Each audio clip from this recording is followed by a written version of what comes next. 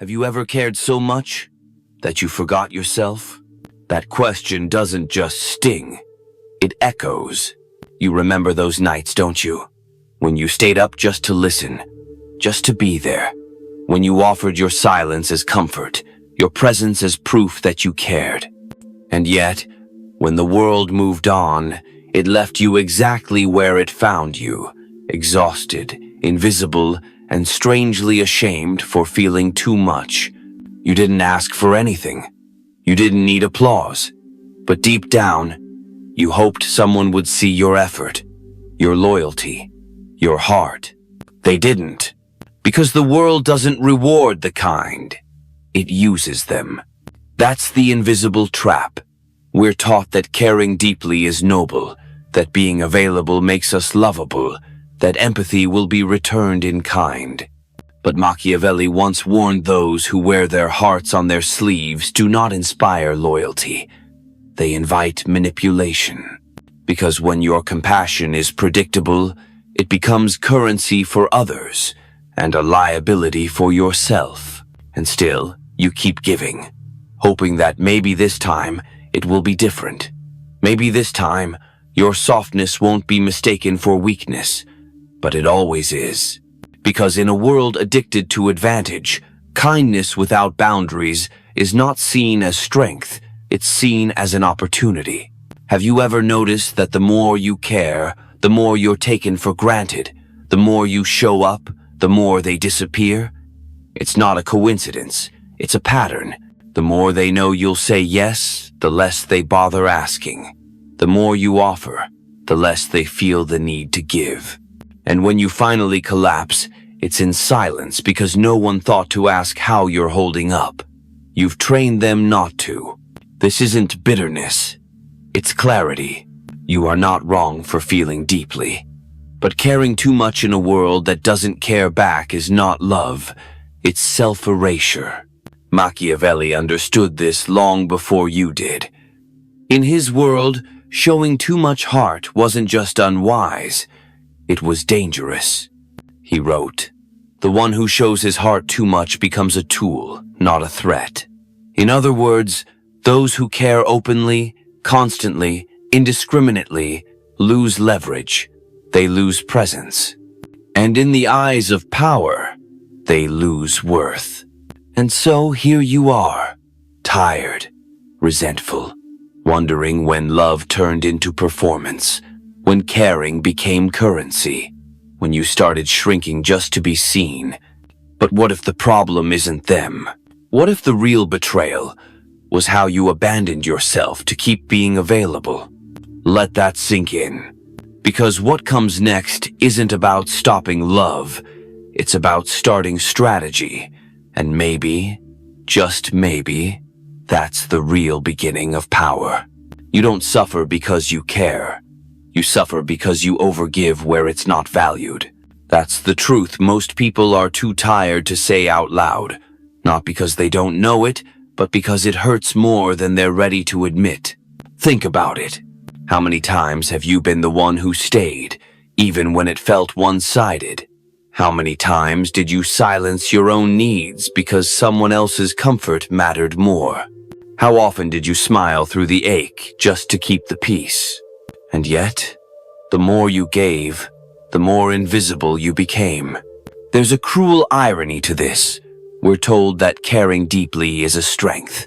But no one tells us that when care becomes currency for approval, it stops being love and starts becoming a form of self-betrayal.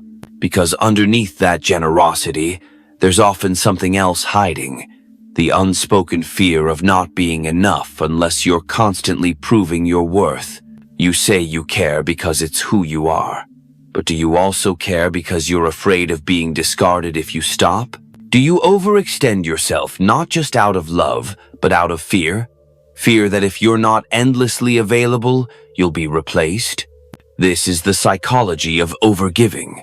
It's not just kindness, it's an unconscious negotiation. I give so I won't be left. I give so I'll matter. I give so I won't be forgotten. And here's where it gets deeper.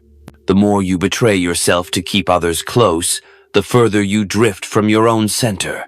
Your identity gets tangled up in how others feel about you. Their moods become your compass. Their validation becomes your oxygen. Until one day, you can't breathe without them. And still, you're not enough. You see, the tragedy isn't that they didn't value your care. It's that you gave it in the hope it would make you valuable. It never does.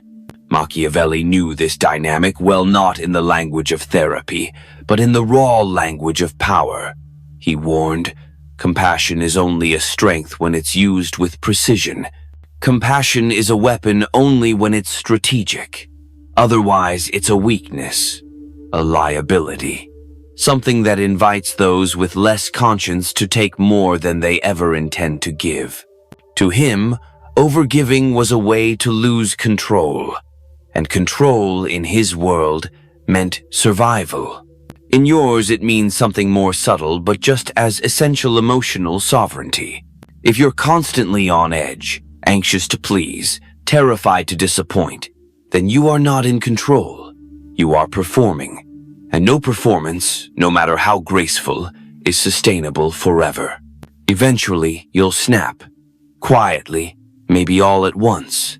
Or maybe slowly, like a drip in a cracked wall that no one notices until it collapses. And when it does, they'll say, you changed. But you didn't. You just ran out of yourself. This isn't about becoming cold. It's about becoming clear. Caring is beautiful, but when it becomes a way to prove you deserve to stay, it's not care. It's fear dressed up as love. And fear is a terrible compass. So ask yourself this: who are you when you stop trying to be needed? Who are you when you stop earning your place in people's lives through silent sacrifice? That's the version of you that Machiavelli would say is dangerous. Not cruel, not ruthless, but untouchable in the best possible way. Someone who gives not to be chosen, but because they've already chosen themselves. And when that happens, everything changes. You stop chasing affection and start observing energy. You stop offering your soul in hopes of being seen and start recognizing where you've been made to disappear. You stop drowning in over-explanation and start swimming in silence. You realize, maybe it was never about being loved more. Maybe it was about remembering you were never meant to be loved less. And the moment you understand that, really understand it not just in your mind but in your bones, you become someone the world can no longer use. Because now, you've stopped asking for a seat at the table.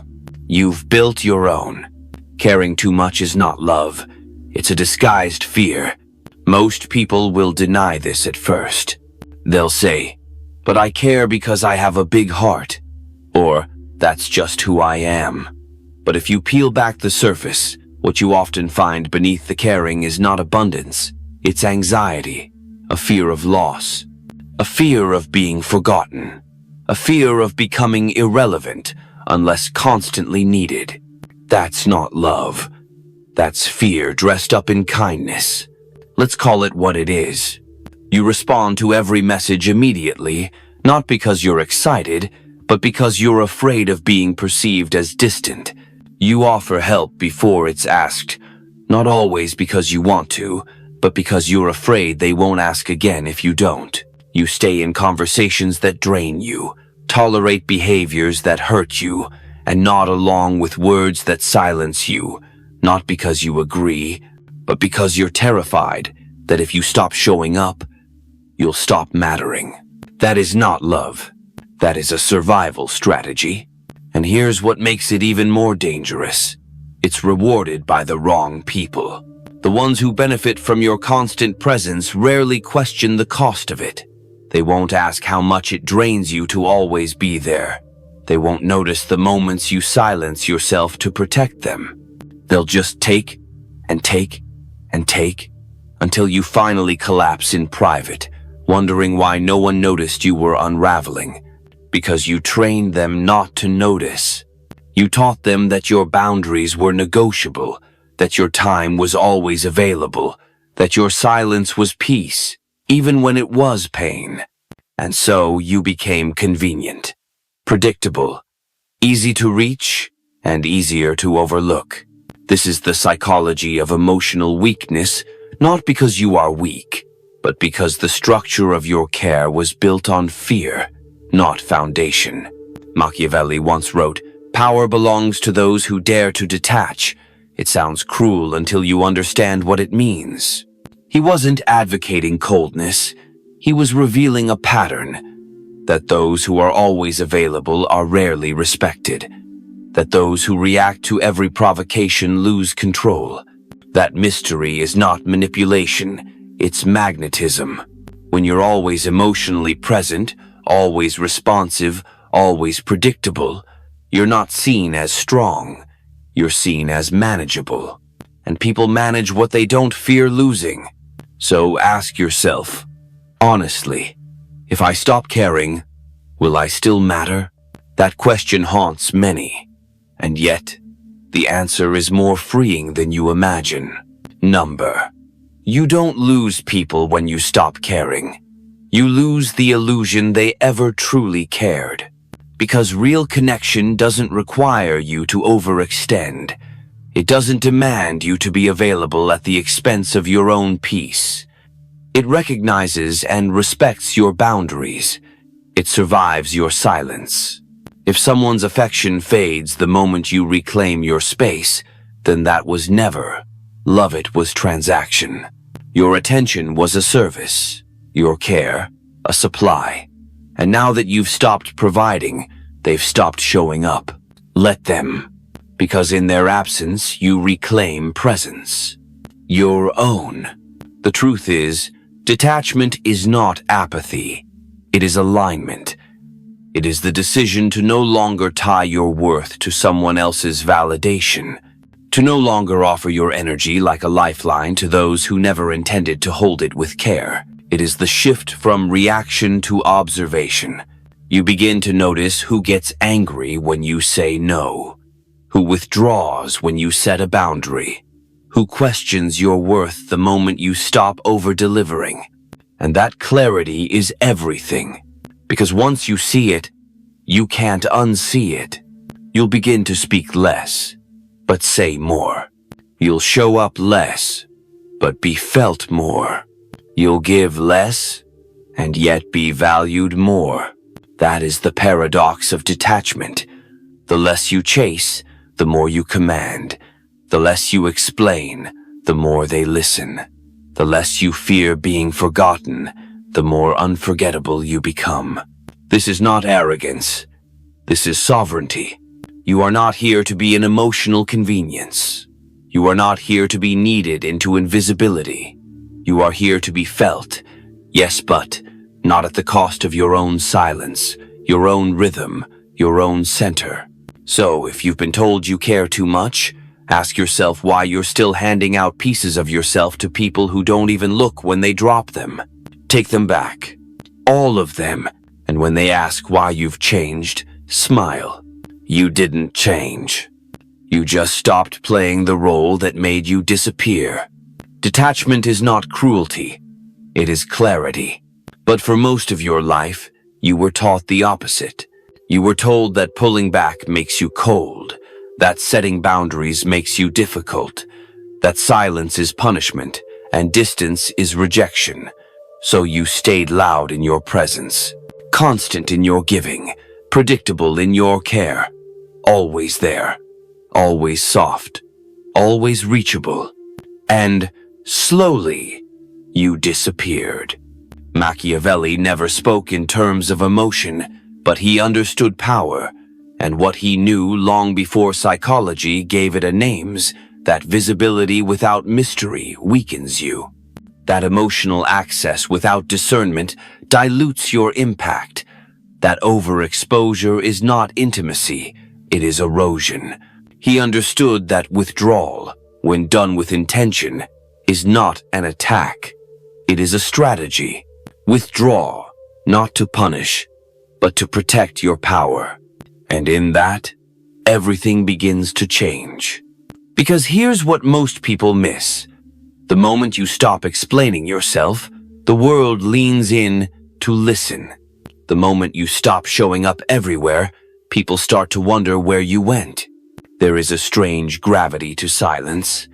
When a woman who was once always available chooses stillness, she becomes a mirror. Not for herself, but for everyone around her.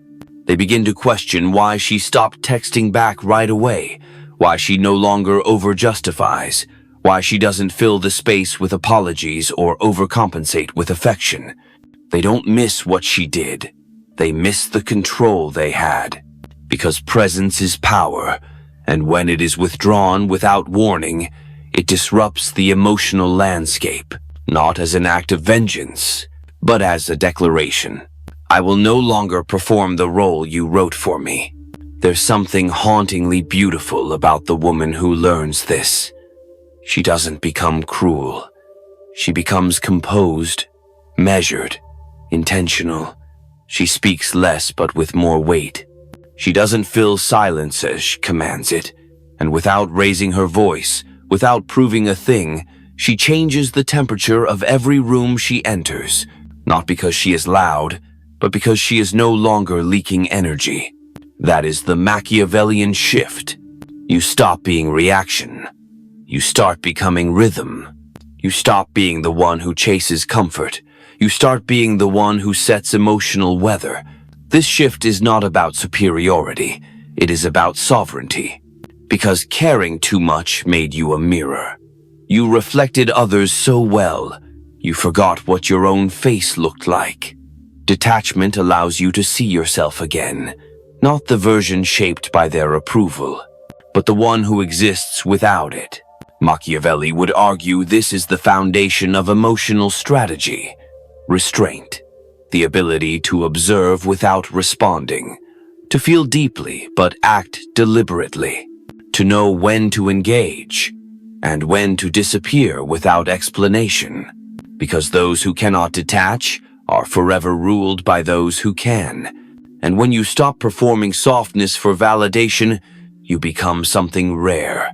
You become unpredictable. And unpredictability demands attention. Think about it. In a room full of voices, it's the one who says nothing that everyone notices.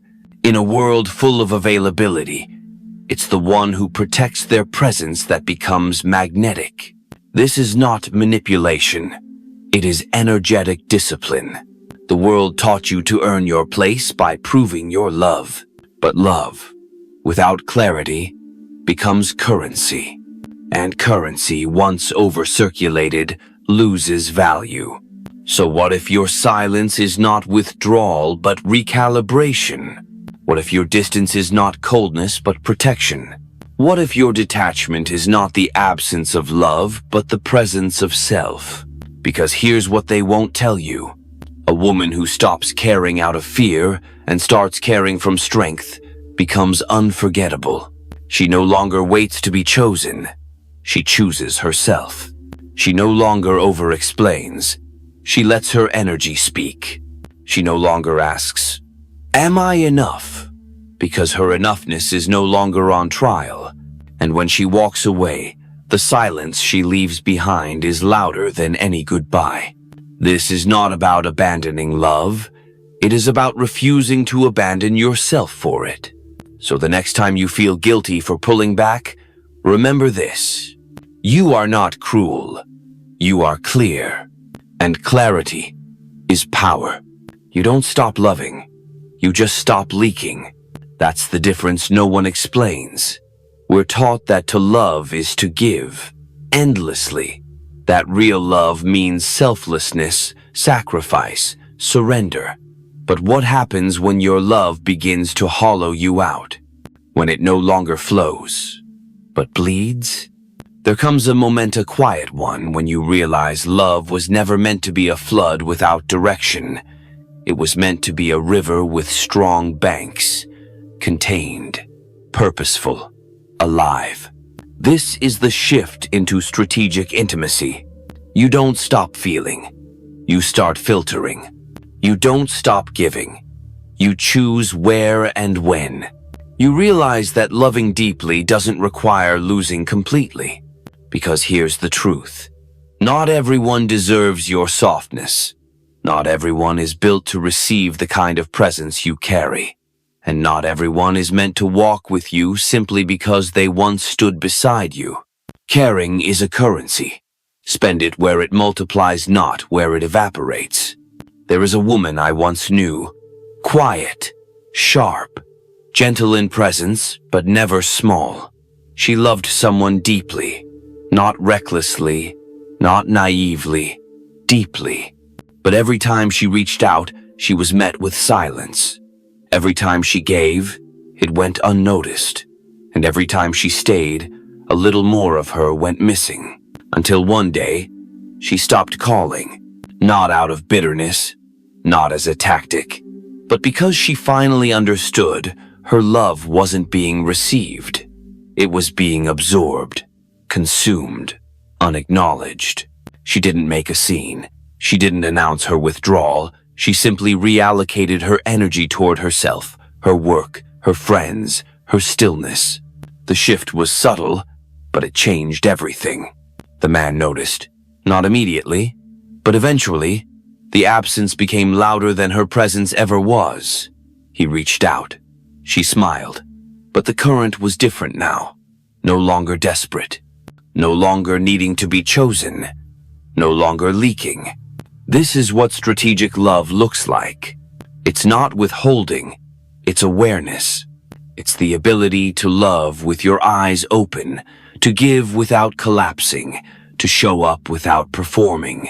You no longer offer your heart in the hope it will be seen. You offer it when it's safe, when it's mutual, when it feels like expansion, not erosion. This is not love with conditions, it's love with consciousness. You still feel deeply, but now you choose who feels you back. You still care, but only where your care is honored. You still love, but not at the cost of your own voice, your own rest, your own essence. And that kind of love is rare, not because it's hard to find, but because it requires you to first find yourself. So no, you haven't become hard. You've become honest. And no, you haven't stopped loving. You've simply stopped offering your soul to places that cannot hold it. And that is the most powerful love of all. When you stop chasing, what is real begins to stay. It doesn't rush in. It doesn't make noise. It doesn't demand. It simply lingers quiet, steady, undeniable. And for the first time in a long time, you no longer need to beg to be seen. You start to notice the shift, not in others, but in yourself. You breathe slower. You speak softer, not because you're afraid, but because there's no need to prove, no need to convince, no need to reach beyond your own center, because what is meant to stay will never ask you to abandon yourself to keep it. Machiavelli never romanticized the world. He looked at it plainly, and in his clarity, he saw what many still deny, that true strength is not about being feared. It's about being untouchable by choice. Untouchable not because your heart is closed, but because it's finally protected. Not because you are cold, but because you are no longer on fire for people who never tried to keep you warm. You are not here to be functional. You are here to be felt truly, deeply, fully. And that only happens when you stop performing for love and start becoming love in its most grounded form. Quiet, radiant, unshakable. So if this resonates with you, if you've ever cared too much for someone who didn't, I invite you to share that moment in the comments. Not for closure, but for connection. Because someone out there needs to know they're not the only one who gave too much and got too little. This isn't the end of your softness. It's the beginning of your sovereignty. And if this message stayed with you, let it echo forward through your voice, your silence, your presence. Like, subscribe. Not because you have to, but because you want to keep remembering who you are before the world taught you to forget.